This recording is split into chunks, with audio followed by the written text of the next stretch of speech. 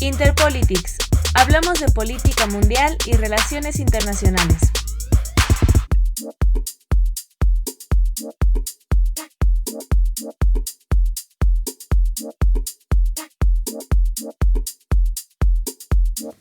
Hola, ¿qué tal? Bienvenidos a Interpolitics. Yo soy Guillermo Olvera y junto con Carlos Piña hoy estaremos hablando acerca del nuevo orden mundial de China y la confrontación con Estados Unidos. En años recientes hemos visto que el resurgimiento de China ha generado un malestar entre la clase política estadounidense. Esto no es de gratis, ya que China se ha reposicionado en Asia-Pacífico y ahora rivaliza con el poder económico estadounidense. Carlos, ¿qué opinas tú de esta confrontación emergente? Bueno, creo que es el principal problema en el ámbito internacional en los últimos 3-4 años. No en balde, las dos principales potencias mundiales están teniendo confrontación en diversos ámbitos, en el económico, en el tecnológico, en el político, incluso en el ámbito militar. Veíamos a muchísima atención uno de los documentos más recientes del comando estadounidense que se encuentra en Asia-Pacífico, en el cual, si bien no señalaban a China como una amenaza, sí pedían un incremento del presupuesto militar estadounidense para atender los asuntos de la región. Entonces este tema no es un tema, digamos, menor. Es un tema que ha condicionado una gran cantidad de problemas en el ámbito internacional y bueno, buenísimo que podamos discutirlo, Guillermo. Ciertamente, Carlos. Mira, me parecería que este tema tiene dos vertientes muy interesantes. Una podría ser la confrontación económica y otra una confrontación de tipo político. Creo que el resurgimiento económico de China se ha trasladado a un resurgimiento militar, algo que ha puesto muy nerviosos aliados estratégicos de Estados Unidos como Japón, Corea y el asunto de Taiwán que está sin resolver. Pero en el ámbito económico hay aspectos muy interesantes. Hemos visto en meses recientes, previo al inicio de las elecciones en Estados Unidos, una embestida por parte del presidente Donald Trump y una situación que se ha vuelto cada vez más común, que es la confrontación política con China. Esto no deja de representar una paradoja, Guillermo. Por ejemplo, hay que recordar que todo el discurso de Donald Trump se fundamenta en lo que ha sido el déficit comercial que existe entre Estados Unidos y China. Déficit comercial, para quienes no lo sabían, se desarrolla a partir de un proceso de globalización que se inició en la década de los 90 y que adquirió nuevas formas iniciado el nuevo milenio. Estas nuevas formas básicamente se centraron o se enfocaron en la deslocalización de ciertas industrias, en este caso estadounidenses, que se fueron a territorio chino. Dentro de este proceso, las leyes que proponían los funcionarios chinos exigían la transferencia de tecnología y el aprendizaje de algunas técnicas. Incluso llegamos a un momento en el que gran parte de las industrias tecnológicas estadounidenses están en China. ¿Qué pasa con todo esto, Guillermo? Básicamente que China fue desarrollando sus propias industrias, fue desarrollando un fuerte sector tecnológico y en cierto sentido fue cerrando la brecha con los Estados Unidos. Esto evidentemente aunado al incremento del PIB de China, el cual pasó desde el año 2000 más o menos como $1 trillón a 13 o 14 trillones de dólares, que es el monto que está en la actualidad, evidentemente tiene un impacto en el liderazgo de China, no solo en su región, sino a nivel mundial, y esto preocupa a los Estados Unidos.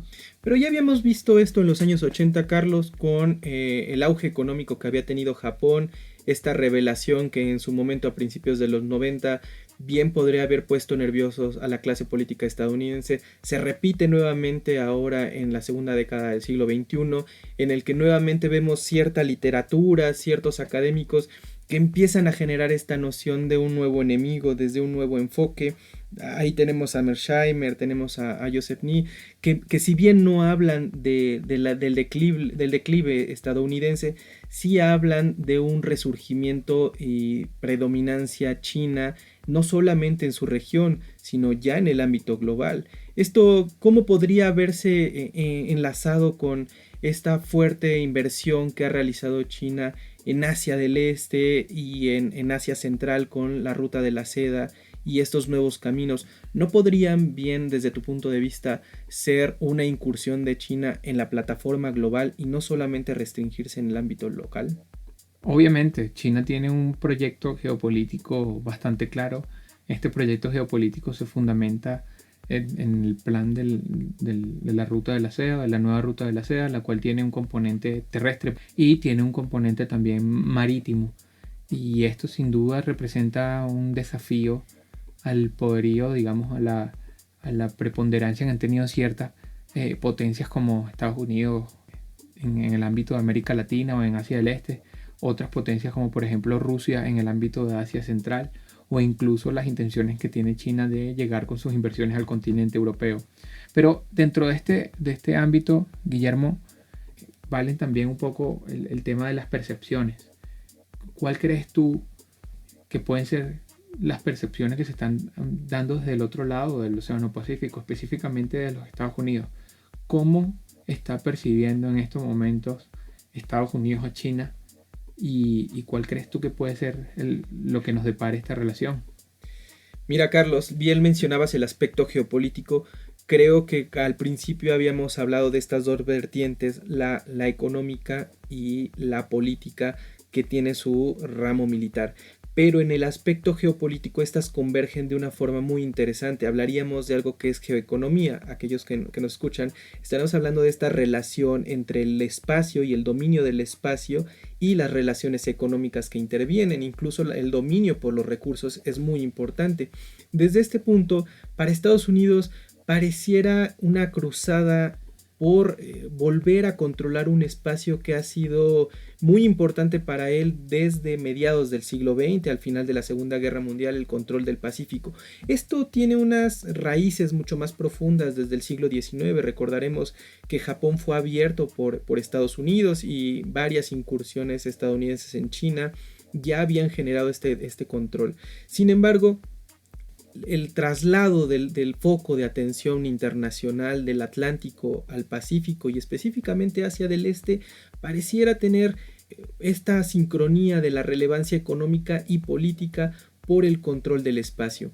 En el caso de China, la expansión más allá de ese pequeño espacio que tienen hacia del Este y empezar a incursionar en el Océano Índico, llegando hasta Pakistán y abrir la ruta hacia Europa y hacia África principalmente, las rutas de abastecimiento energéticos que como mejor tú sabrás son vitales en los diferentes estrechos en los que se topa esta ruta. Pero del otro lado, en el continente americano, Estados Unidos no en un proceso de declive, sino en un proceso de reacomodo y de reajuste. Bien podremos ver cómo esto tiene un impacto en la relación de Donald Trump con la Alianza Atlántica y este reacomodo que tiene en enfocarse. Mencionabas ya hace algunos momentos estas peticiones del Departamento de Defensa para aumentar el presupuesto que se destina en asuntos militares en la región de Asia del Este.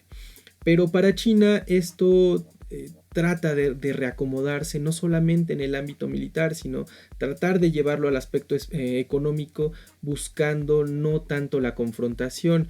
Recordaremos que China, a partir de su entrada a la OMC, juega con unas reglas que hace propias, rivalizando en el control de los espacios y de los aliados estratégicos de Estados Unidos. Recordemos que Japón es imprescindible en la estrategia estadounidense en el Pacífico, junto con Corea, y bueno, ya habíamos mencionado a Taiwán, se pueden mencionar algunos otros extendiéndonos en el espacio geográfico.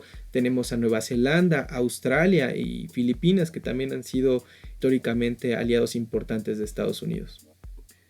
En el año 1997, Guillermo, el autor Zbigniew Brzezinski escribió un libro llamado El Gran Tablero Mundial. En ese libro, entre otras cosas, Brzezinski decía que los Estados Unidos eran la primera potencia en la historia de la humanidad que podía ejercer la hegemonía en diferentes ámbitos de la vida. En este caso él hablaba del ámbito económico, tecnológico, militar y cultural. ¿Tú crees que en la actualidad la hegemonía de los Estados Unidos esté siendo desafiada por China? ¿Cuál crees que son los posibles escenarios que se pueden dar en torno a este problema, a esta situación? Qué bueno que lo mencionas, Carlos. En ese sentido, recordemos lo que es el orden mundial. Para ciertos autores, en específico para Kissinger, la existencia de un orden mundial es complejo. Podríamos hablar de ciertos órdenes regionales, de ciertos órdenes de espacios muy bien definidos, cosa que Asia del Este es complejo por la forma en la que está construido el espacio geográfico. No creo que en sí China esté construyendo lo que podríamos llamar un nuevo orden mundial. Creo que más bien está construyendo un nuevo orden sinocéntrico, un nuevo orden de los espacios adyacentes. También habría que analizar en algún otro momento las relaciones de Rusia con China o de China con India, porque estos espacios geográficos indudablemente están en una situación compleja, en una situación no de conflicto, pero sí de confrontación, pero histórico. Esto no es así. Entonces, en ese sentido, hablar de la decadencia hegemónica estadounidense y al mismo tiempo hablar del surgimiento o del resurgimiento de una potencia como podría ser China, creo que van concatenados, pero no son una misma cosa. ¿A qué me refiero cuando hablo de esto?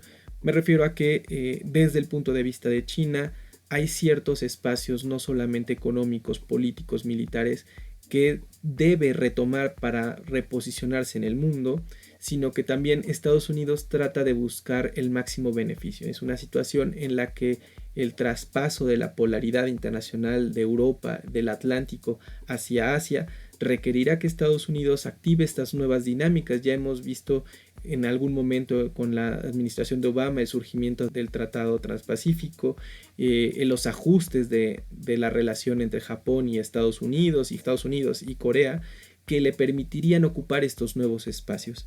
En ese sentido, el nuevo orden mundial no es tal, sino más bien estaremos hablando de una serie de nuevos órdenes regionales que constituirían un nuevo orden global. Claro que sí, Guillermo, la reflexión que acabas de hacer nos sirve para responder una pregunta que en muchos círculos académicos, en muchos medios de comunicación en la actualidad está rondando, y es si realmente va a existir, va a darse una nueva guerra fría entre China y los Estados Unidos. Yo considero, al igual que tú, que eso no va a ocurrir, y no va a ocurrir fundamentalmente por las pretensiones que tiene China y por las pretensiones que tiene Estados Unidos a escala internacional. Mira, yo creo que China, tal y como bien lo dices, lo primero que quiere hacer es recuperar el espacio, el espacio de una sola China, de lo que se llama una sola China. Esa es su prioridad en términos de política exterior. Esto quiere decir recuperar la soberanía sobre Taiwán, recuperar la soberanía sobre Hong Kong de forma efectiva y poder relacionarse luego con sus vecinos. Esto no quiere decir que China quiera tener pretensiones de generar nuevas zonas de influencia más allá del territorio de Asia-Pacífico. Por lo menos no en el sentido que sí lo intentó hacer la Unión Soviética en su momento. Eso en un primer momento. En un segundo momento, cabría preguntarse si China tiene o no los recursos para desafiar la hegemonía de los Estados Unidos a nivel global. Y a pesar de que la economía china ha venido creciendo sostenidamente, yo considero que no tiene los recursos, no tiene el tiempo, probablemente no tiene la disposición necesaria para llevar esta empresa a cabo. En tal sentido, creo que lo que está pasando en Estados Unidos es un problema más comercial, muy parecido a lo que ocurrió con Japón en la década de los 80. Está ocurriendo en este momento con China. Creo que las principales desavenencias son comerciales, y una vez que se llegue a un arreglo en este sentido, creo que las cosas volverán a estar en su lugar, por decirlo de forma coloquial. Para finalizar, y en mi opinión, creo que esta retórica anti-China, esta construcción de la amenaza china, le juega muy bien al discurso político de Donald Trump, especialmente cuando se está dando el inicio de la campaña electoral de Estados Unidos. Entonces, creo que hay que analizar las cosas en su justa medida. Si China ha crecido, si China ya es un jugador global, es la segunda potencia a nivel internacional, los Estados Unidos sienten que esto puede ser una amenaza, pero hay una diferencia muy grande entre lo que es una amenaza percibida y una amenaza real. Y al día de hoy, personalmente, creo que China no es una amenaza real para el liderazgo de Estados Unidos. No sé qué piensas tú al respecto. Carlos, me parece que este será un tema a debatir durante un largo tiempo. Se avecinan las elecciones en Estados Unidos y seguramente surgirá mucho de él. Bueno, pues con esto nos despedimos. Les agradecemos a todos por escucharnos. No sin antes pedirles que se suscriban a nuestro canal, nos revisen en todas sus redes sociales. Hasta la próxima.